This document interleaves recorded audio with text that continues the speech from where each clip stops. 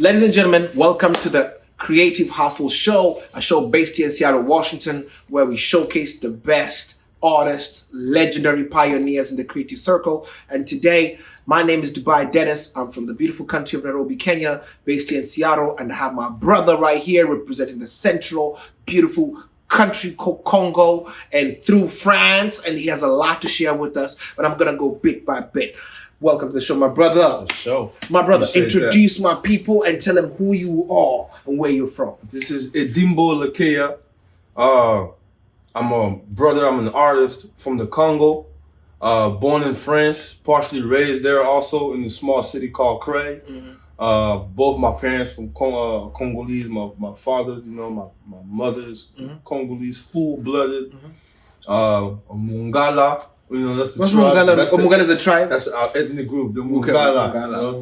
Mungala. You know, Swahili and the Congolese, like they're very almost very similar. Oh, yeah. That Mungala sounds like something that can be sound like Uganda, Burundi. Oh yeah, yeah. But there's a lot of similarities in the roots in the words I found out in Swahili and Lingala. And in Lingala too. Right. Oh, thank you for being here.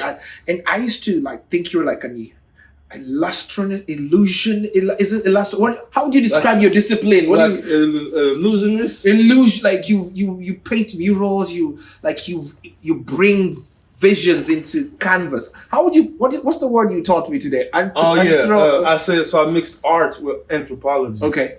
So I call myself an art-thropologist. Art-thropologist. Right. So instead of writing about the ancient history of a culture, ethnic group, I draw about it. So not only you hanging artwork on your wall that looks nice, that'll make you feel like the true strong African king or queen that you really are, but also it's a conversation starter to educate a piece of our history tied into the artwork, and then you get to learn, get to pass down the information to the kids. If you have kids at home, you get to pass down the information of the artwork that you have hanging. So it serves this multi-purpose for the creation of the artwork. Bigger.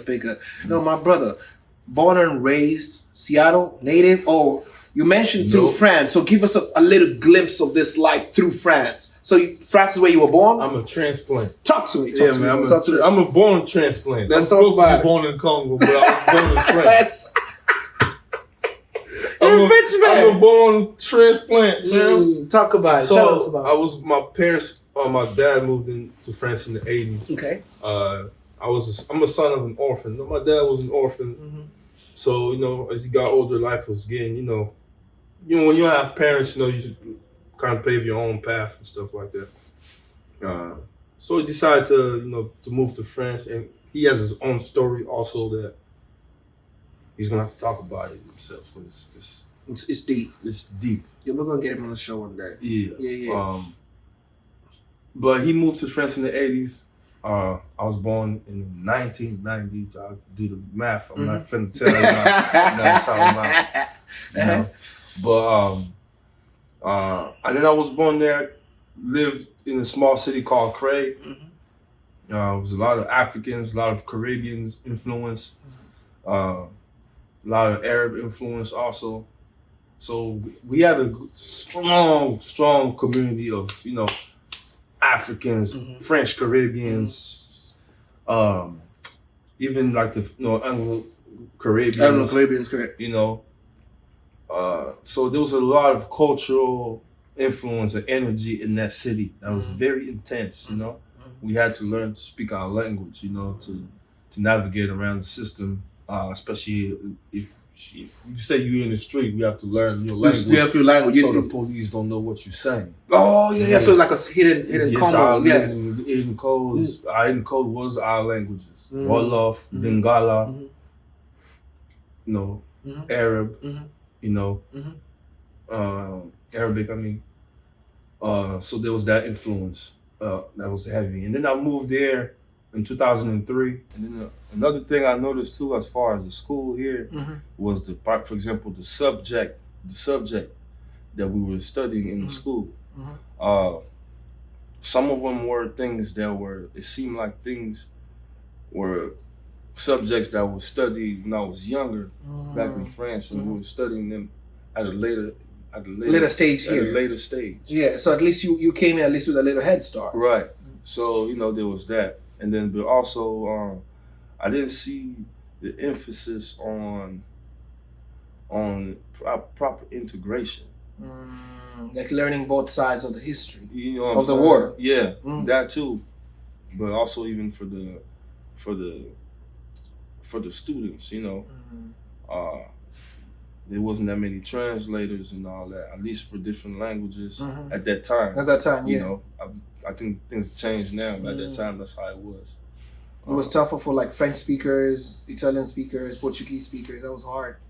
Yeah, for those speakers, you know, they had the Russian speakers and Spanish speakers, you know, so there was that. So, like I said, I had to figure it out on my own and get comfortable figuring it out.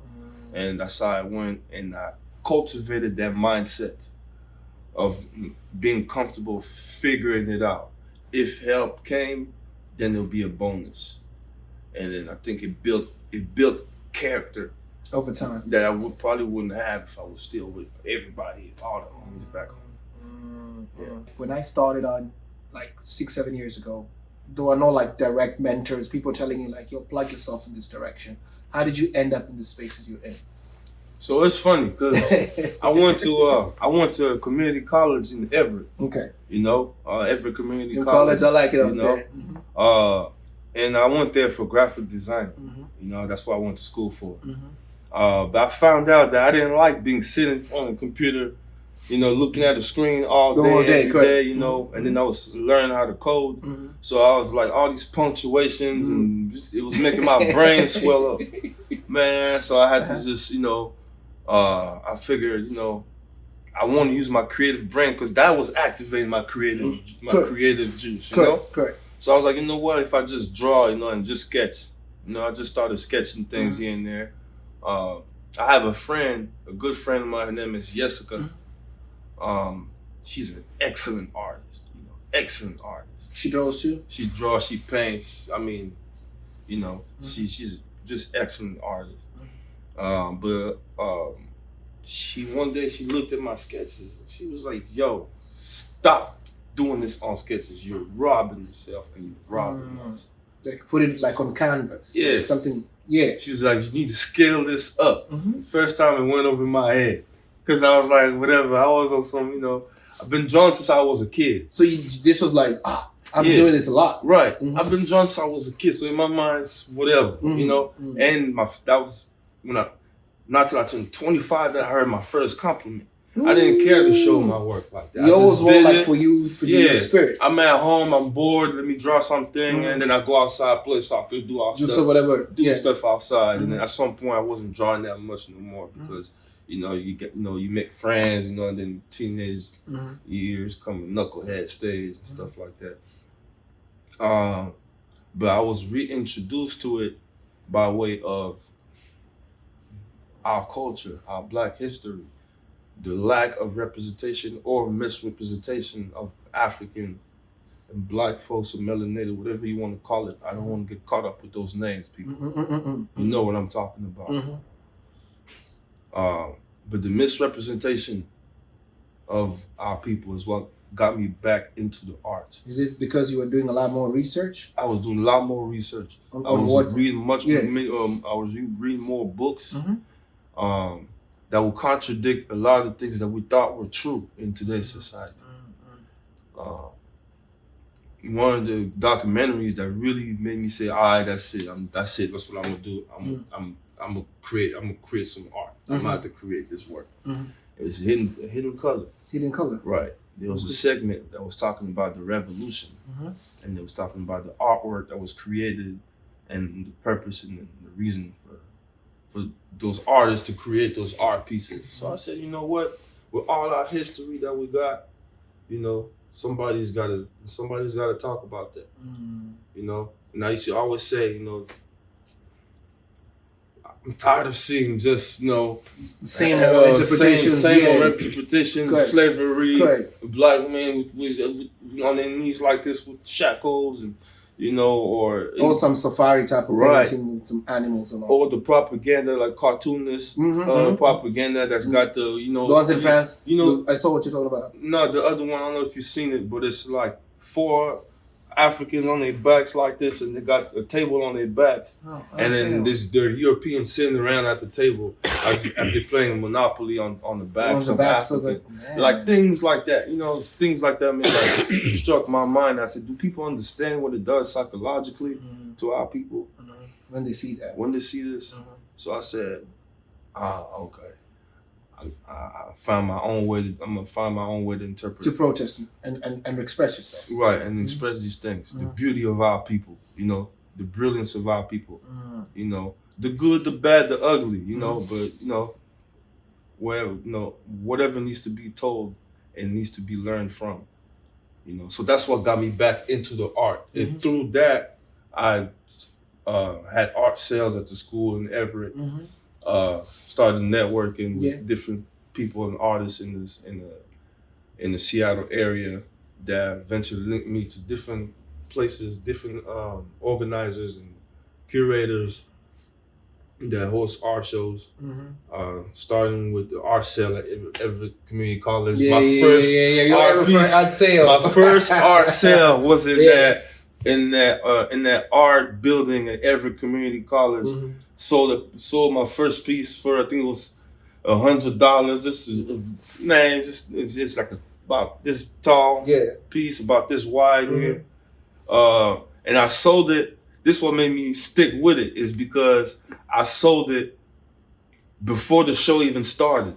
So I never met the person who bought it. The art piece. I don't know what he looks like or nothing. I just went to pick up the money, and I said, just like that, I made $100. All right, let me find out. Let me see what else I can dig up.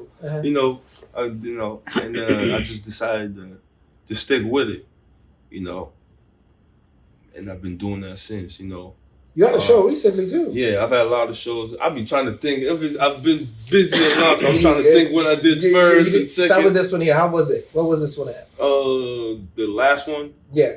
The last one was in Oregon, like last weekend. Okay, how was that? What was that about? It was called the Zion Release Party. So it's a brother by the name of Edward that collaborated with different artists. 𝐔𝐘𝐒, that's what I'm talking about. Also, was one of the illustrators, but it was at a wine space, sports bar type of deal. You know, kind of like, you know, high class type of deal. But there was vendors and, you know, a bunch of different artists, mostly artists like visual artists, and it was a release party. So they got to give out some of the books. Sold some of the books, some of the works, merchandise, you know, from that book release. It was good, you know, and it was with mostly with the Latino community out there. I like that. That's bridging borders. Yeah, but actually that's how I started selling art. It was through through the Latino community. Correct. And then they plugged me with the Africa Town, and then they plugged me with the Black Dots, and then they plugged me with guys of Bainbridge over there. Yeah. You know what, Bainbridge, that was later. That's later. Because all that I'm talking about, that's 2017. Yeah. I started doing, my first sale was in 2016. December of 2016. I'll never forget. You got it right. Yeah. Put it in stone. Yeah. Yeah. What's your creative process like? My creative process depends on the topic and the theme of what I'm about to paint. Okay. So the creative process can be from me reading the book to highlighting key points that I want to transform into a visual. It could be a documentary about a particular area, whether it's in Malawi or whether it's somewhere in Puerto Rico or somewhere in Brazil with the Afro-Brazilians, or it could be me talking to a person from the area, because books are good, but you can't ask book questions.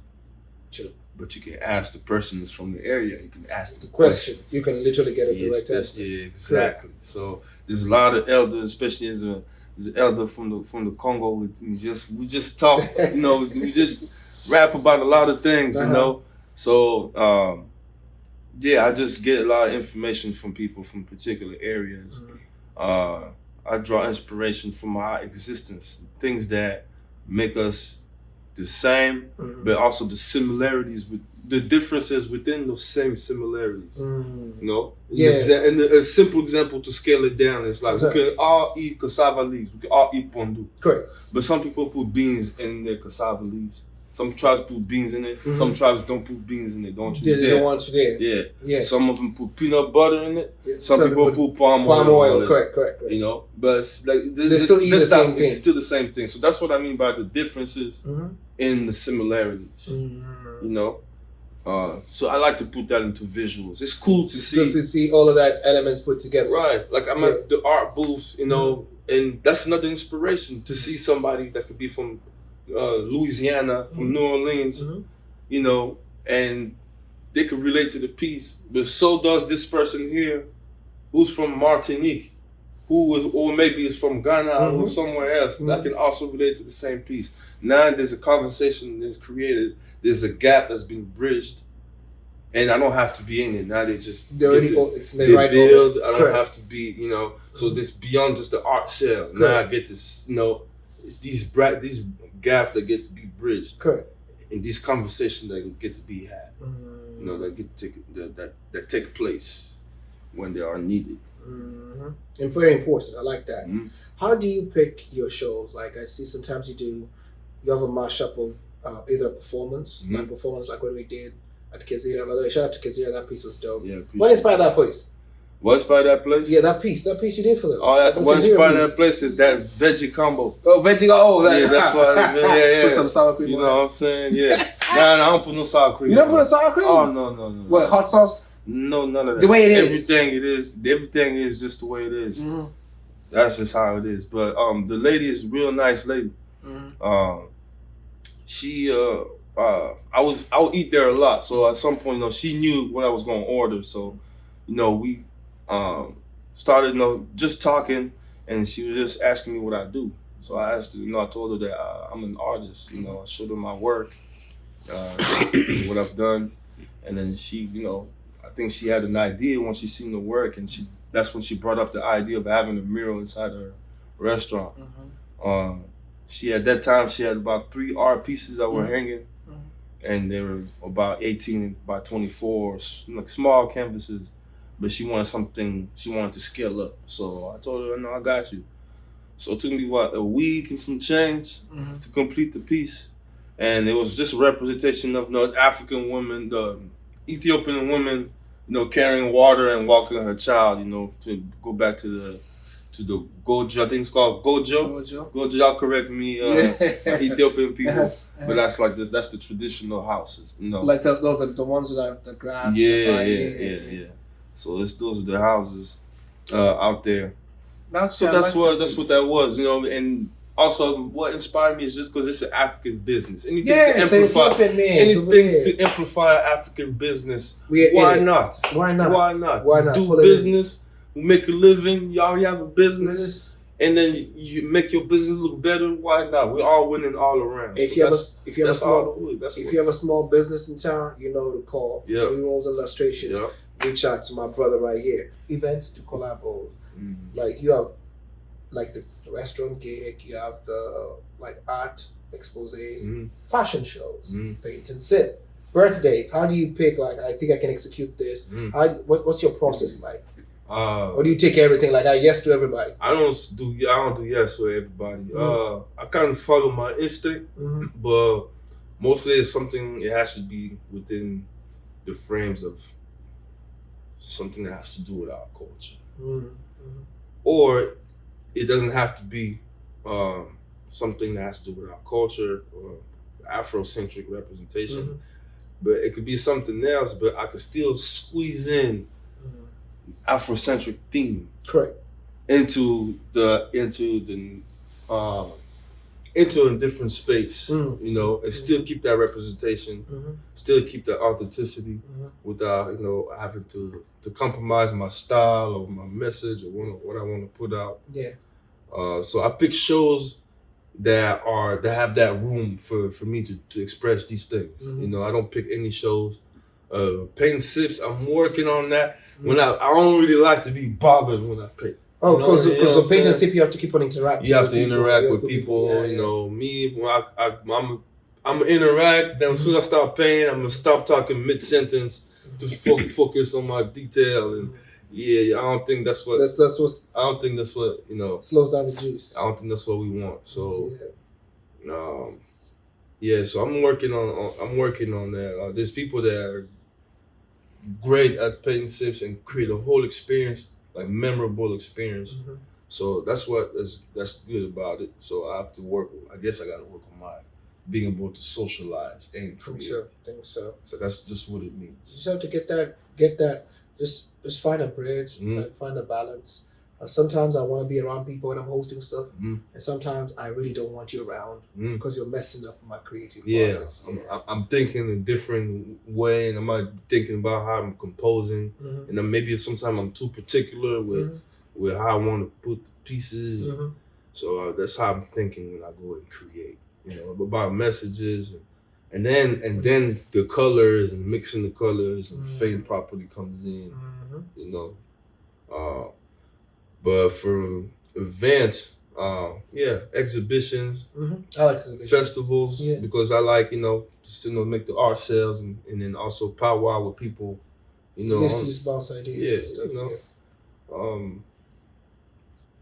Murals. I like to do those during the summer. I like doing murals during the summer. I teach also. I also teach. I'm a mentor at an elementary school. Which one? John Muir Elementary School. Oh, tell us about it. So it's an after-school program called the 𝐇𝐎𝐿 Black Boys Art Club. Black Boys Art Club, okay. Right, so pretty much what I do is teach Black history elements of Black history through art, and then we do a drum circle in the second half of the program with the youth from 3rd to 5th grade. Good. So it depends. So like I said, the gigs that I take has to do with something that has to do with Pan-Africanism, amplifying us as a people. Whether it's working with the kids, whether it's the murals, Correct. like I said, I might do other events outside, but I have to be able to put a representation of us in that space. In that space. Correct. So that's just what it is with it. That's how I pick it out. Now, because I know we're crunching on time, but I have 3 questions. Number 1, what's next for Edimbo? You said Art-thropologist. Art-thropologist! The art-thropologist! Where are you taking us next? And 3rd, what's the importance of you tapping into your Africanism, your history? Because you said you were born in France, and for the people I know, the expatriates I know, the amount of work you've done to learn how systems worked, how these institutions of different countries work, and how you've used that to point to your work. Just sum it up for us, bro. So the importance of keeping I'm gonna call it the Africanity, is because these parts of us these can dictate how we view ourselves, but in different, there's different ways that our brain can alter. It's going to alter our way of thinking, especially in the system we live in. It's important, and I'm gonna say this. I'm gonna break it down and make it very simple, but it's gonna be able to let you know, for example, what our purpose is as a person, as a family, like people from your lineage, people from your tribe, because we're talking about different tribes, and different tribes are like universities. We say that we're tribals, right? They're like institutions. So when we say we're tribal, it's not because it's divisive. It's because this tribe was good at hunting. Those they used to grow this particular crop, this particular food. So fishermen over there. Fishermen right here. Hunters and gatherers over there. Hunters and gatherers over here, So, and then they traded. So the importance of knowing that is going to help us with our future and pave the way and create a path to where we're going. Because once you know, you'll be like, oh, okay, our people, you know, it's going to explain why you're good at certain things. It's going to explain why you have a certain intellect that comes to you so easily. Naturally. Mm-hmm. And it'll explain to you. And then once you know, maybe it'll push you to even put a little more pep to your step. Mm-hmm. You know what I'm saying? Mm-hmm. But I understand that there's some people that don't know their tribes. That's true. But I would say to go with family lineage. What was the family known for? What was the family known good at? What were they good at? Was it building? Were they known for being traditional healers? Mm-hmm. Were they known for cooking? Were they strong fighters? Were they warriors? Mm-hmm. You know? So it's like, it's important to know these things. And then for me, it's important to put into the art because they gotta speak in different languages. Mm-hmm. So if I put an image, you don't have to speak my language to understand this image that I just put. We understand each other. Mm-hmm. I just mentioned somebody from Puerto Rico or someone from Malawi can relate with someone from Louisiana. Mm-hmm.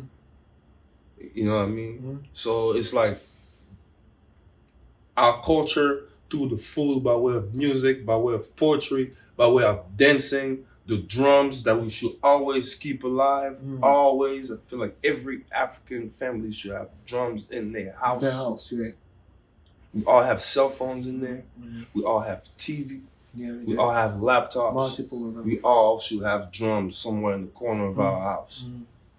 And every now and then, grab the drum and let off a little rhythm. Because we all have a rhythm in us somewhere. There's a rhythm that is just come to you naturally. You just know that you can hum it out when you cook. You have a rhythm.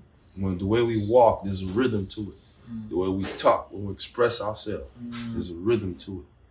So you can't let it die out because that's what makes us, that's what gives life to this planet. I'm just gonna say it straight up, that's what gives life to this planet. You know? And it's important, we have to crystallize these things for the next generation also. Not for us, longevity. So how do we keep these things crystallized so that the next generation can benefit also, just like my elders left Lingala for me to learn, even though I've never been to the Congo, but I'm thankful because now if I go home, you're there.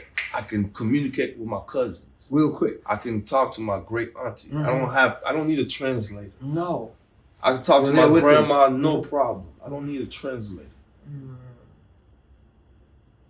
That's why I know the importance of it. Because even though there was the element of the streets I talked about, you grow out of it eventually. That's not who I am. It's a phase. It's a phase.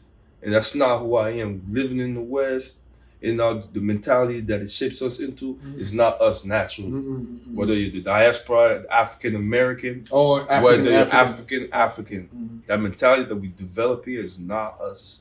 But the little bits, pieces of African culture that is left behind has benefited me, even though I've never been on the land, because I knew not to go too far, and I knew when to snap out of a thought process that I felt was controlled. Controlled, yeah. You know, yeah.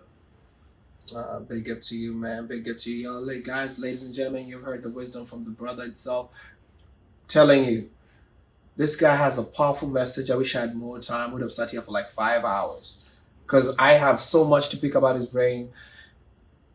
I know how remarkable some people can be to our society and our community. And that's why I share this space with them. Brother, I'm ordering a piece this summer, so you better make me something. Make me something good. With food in it, chicken, and spread some stuff for it. Where can they find you on social media? So you can find me at Natty Dread Illustration. That's NATTY _DREAD _illustration. NATTY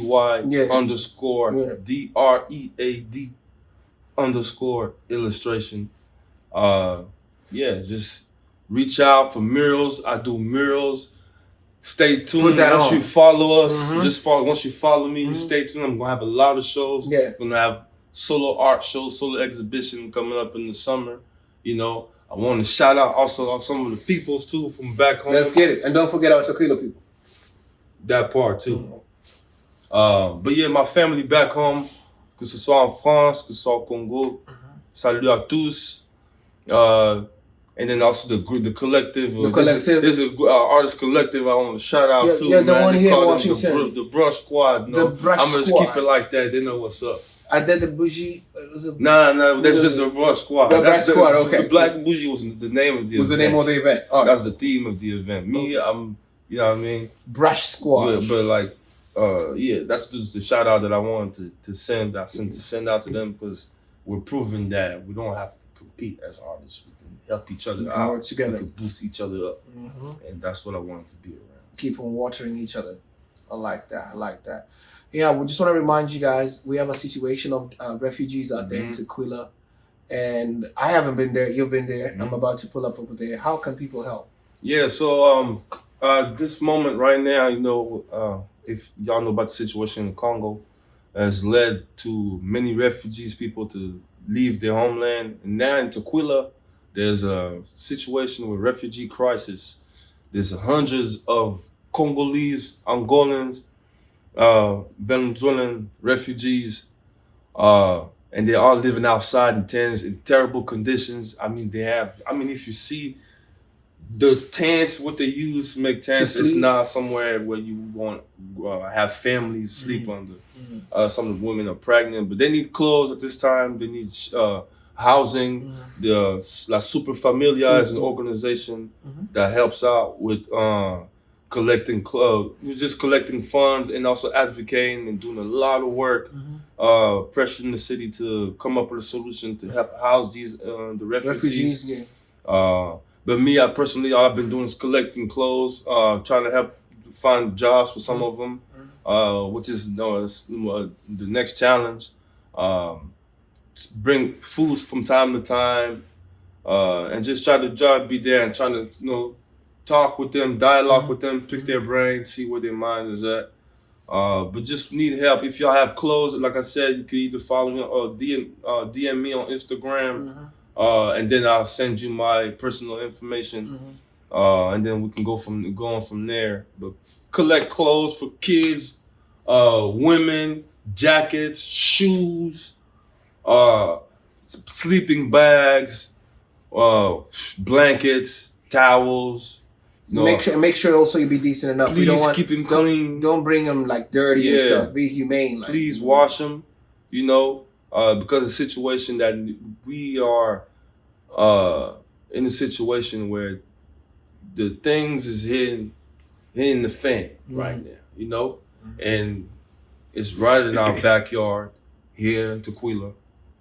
A lot of these people have talents. A lot of people have skills, and I've seen it for myself. They just need the push. They just need to hit the ground running. They just need a plug, somebody to put them onto something. To something, correct. So if y'all have leads on jobs too, if you could reach out for any kind of jobs, some of them have their papers. So they don't have to go through the whole process of figuring out if they can work or not. They got their work permit. Some of them do. It's a lot. Once you're in there, you see there's a lot. You see a lot, and then the anti-blackness going on. Also too, because there's that going on. The resources sometimes the lack, and then the urgency is not.